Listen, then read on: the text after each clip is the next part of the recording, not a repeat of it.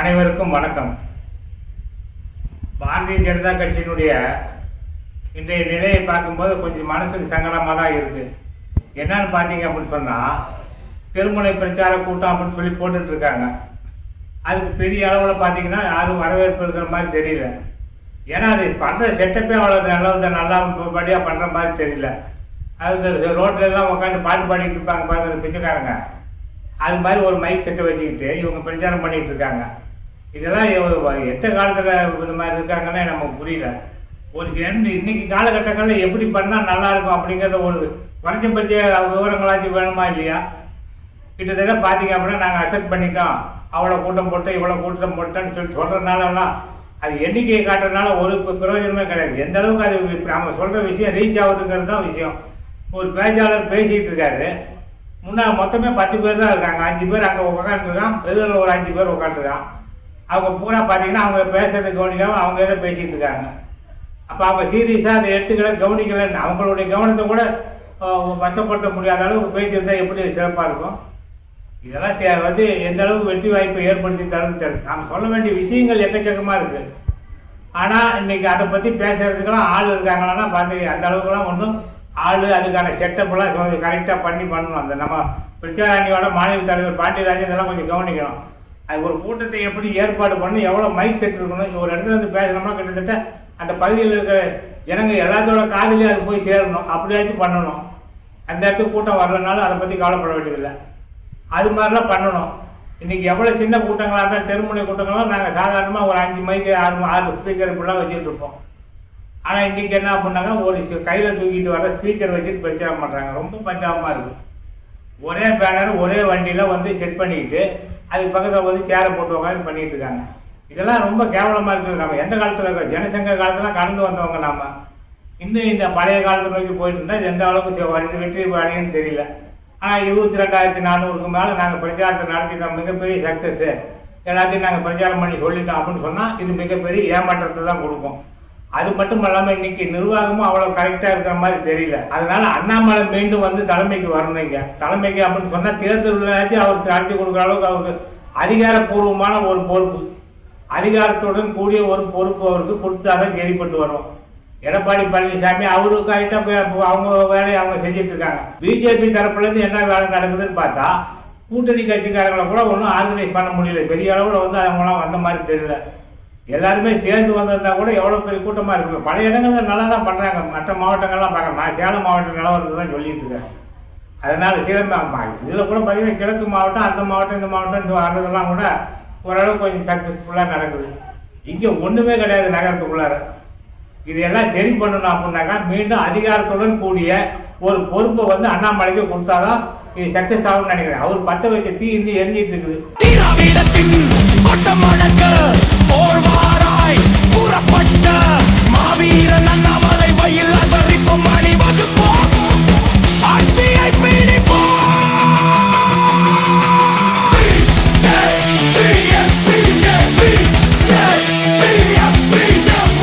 எல்லா மக்களும் எதிர்பார்த்துட்டு இருக்காங்க அவருடைய வருகையை.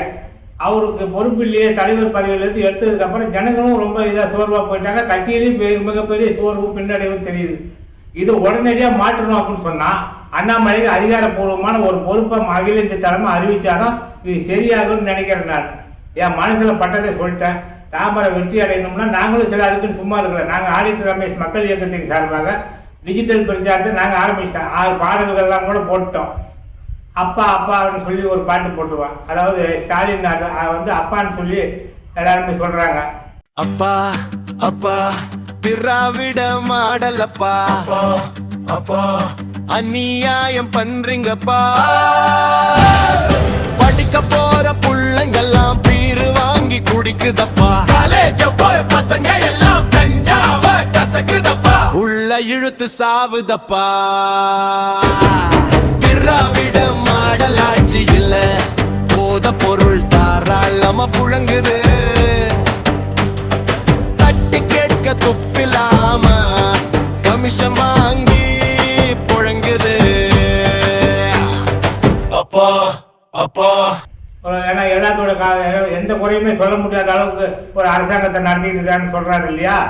அதனால அப்பா அப்பாங்கிற அந்த ரைம்ஸை பயன்படுத்தி ஒரு பாட்டு எழுதியிருக்கோம். அதே மாதிரி மகளிர் மாநாடுன்னு சொல்லி கனிமொழியை அந்த அம்மா வந்து பண்ணிட்டு இருக்காங்க.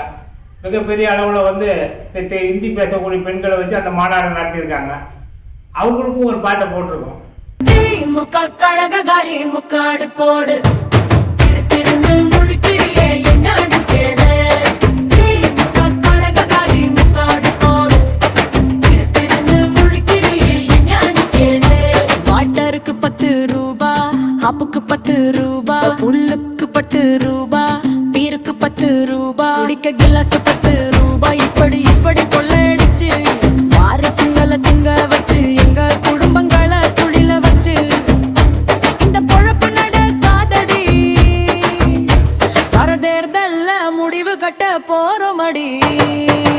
திமுக கழகக்காரி முக்காடு போடுன்னு அது மாதிரி பல பாடல்களை நாங்களும் வடிவமைச்சு அதுக்கு இன்னும் சீனெல்லாம் செட் பண்ணிட்டு இருக்கோம். அதெல்லாம் சீக்கிரம் ரெடி ஆகிடும், வெளியிட போகிறோம் நாங்கள். அது ஒரு பக்கம். இன்னொரு பக்கம் என்னென்ன நாம் பேச வேண்டிய விஷயங்கள்னு சொல்லி பூராம மோடி அரசனுடைய சாதனைகள், இந்த மணல் கொள்ளை, கனிம வள கொள்ளை, இது எல்லாமே வரிசையாக பட்டியல் போட்டு நாங்கள் பேச இருக்கோம். அதனால் நாங்கள் செய்கிற வேலையை செஞ்சுட்டு இருப்போம்.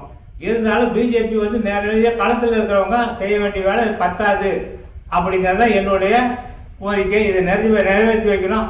அண்ணாமலை அவர்கள் தயவு செஞ்சு மீண்டும் அவருக்கு வந்து கட்சி தலைமை பொறுப்பு கொடுக்கணும்னு சொல்லி கேட்டுக்கிறேன். நன்றி, வணக்கம். மிகப்பெரிய ஒரு இளைஞர் சமுதாயம் இந்த நாட்டிலே, குறிப்பாக தமிழகத்திலே பாரதிய ஜனதா கட்சி நோக்கி வந்து கொண்டிருக்கின்றது. அதை முழுமையாக பயன்படுத்த வேண்டிய தலைமை தாங்கக்கூடிய பொறுப்பு நமக்கு. சமுதாயத்தில் லீடர்ஷிப் தலைமை தாங்குவது யார்? கூட்டம் வந்துடும். ஆனா அதை வழிபடுத்துவது யார்? வகைப்படுத்துவது யார்? அவர்களுக்கு தலைமை தாங்கி சரியான பாதையில கொண்டு செல்வது யார்? சமுதாயம் நம்மை எதிர்நோக்கி. ஆக நாம் சாதாரண மனிதர்கள் அல்ல, நாம் சாதாரண பாரதிய ஜனதா கட்சி உறுப்பினர்கள் அல்ல, சமுதாயத்துடைய வழிகாட்டி. குறிப்பாக எதிர்கால சந்ததியினருக்கு வழிகாட்டக்கூடிய பொறுப்பினை நாம் இருந்து கொண்டிருக்கின்றோம். ஆக அந்த பொறுப்பை நாம் உணர வேண்டும். இமயம் சரிந்து இருளில் வீழ்ந்தது, எரிமலைகள் வெடித்து சிதறியது, இந்துக்களின் இதயங்கள் நொறுங்கி போனது. தலைவா, நீ விட்டு சென்ற பணியை, அதன் லட்சியத்தை அடையாமல் அடங்க மாட்டோம் தலைவா. இது உன் மீது சத்தியம்.